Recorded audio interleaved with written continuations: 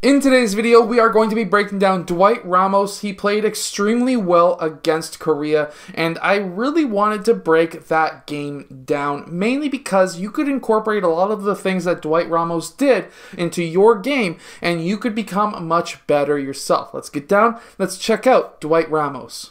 Okay, so here he gets that ball passed to him, and then he gets a screen, but how he uses this screen is extremely amazing. He's able to curl around, which then gets him open in the middle of the court, right in the middle of the key, really, at the free throw line for a wide open shot. This is very, very good. So basically what happens here is he's able to use a screen from who looks to be Kwame, and he's able to then curl around that screen, which essentially allows him to use Kwame as a screen twice, because now his defender's just given up on life.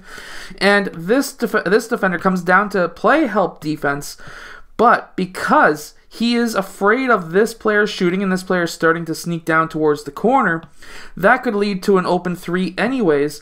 So because of that, Dwight Ramos is able to get a wide open shot. If this player was to play tighter help defense, over here would be a wide open three, whether it be from there or the corner, it doesn't really matter. Now this is actually really good defense for a player to come in who is a guard or a forward somewhere in that range to block a shot and to battle it out to try and get that defensive rebound against a very tall player. That shows a lot of guts and shows something that a lot of players don't do, and that is to play defense. Defense keeps you on the court. Believe me, it keeps you on the court, especially if you are a bit younger. Again, we see his defense here. He is battling it out against a taller defender. That defender gives him an absolute gift, bringing that ball up the middle of his body, which even myself, I would be blocking that shot away from him.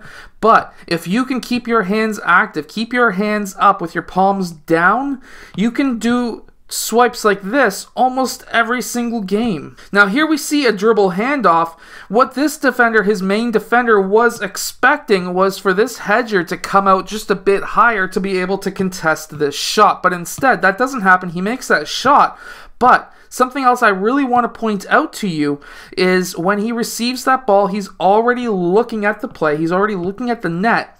And from there, when he lands left, his right foot is behind his left, which is usually a no-no for shooting. However, if you can kick out that right leg, which we see right here, which allows him to get his shoulder and elbow in line with the basketball net, that is going to be a very, very accurate shot. And in this case, if you're starting your shot like this from the three, unless your name is Michael Jordan, basically what you have to do is to have a soft release. Now, a soft release is when you've got your hand slightly turned, as we see right there, and we can see that with his fingers right there, that it's a soft release, and that will allow that ball to have a lot more arc, which we see here, and of course go swish. So here we see him coming down on a fast break. Essentially, it's a 2-on-2 situation. He has the whole middle open up because this defender here is not getting down to defend. And of course, this defender is trying to play catch up at this point. So Dwight Ramos is able to get between those two players, which is something that should never happen if you're going 2-on-2 in a fast break.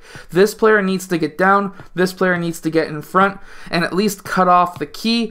Sure, you may be opening up the wings for a shot, but then this player could drop down, this player could drop down there, and the only shot that's left is the point, and somebody has to get down anyways to cover that. Plus, there's 4 players here anyways, so somebody needs to be protecting that paint, and that's something that they just do not do. He's able to basically take that as his advantage. Watch what he does as well. He goes up with 2 hands until the last second. Why is that important? Why is it so important to go up with 2 hands on a contested layup? Because by going up with 2 hands, you can have your left hand block off the blocking hand from the defender so that now you can get that shot up. Sure, they didn't call the foul, but this could have been called a foul, and he could have gotten and one, mainly because he had 2 hands on that ball going up for his shot. I hope that you've enjoyed today's video. If you have, hit that like button and subscribe. Of course, go check out all of the equipment that I use down below. I hope that this video helped you.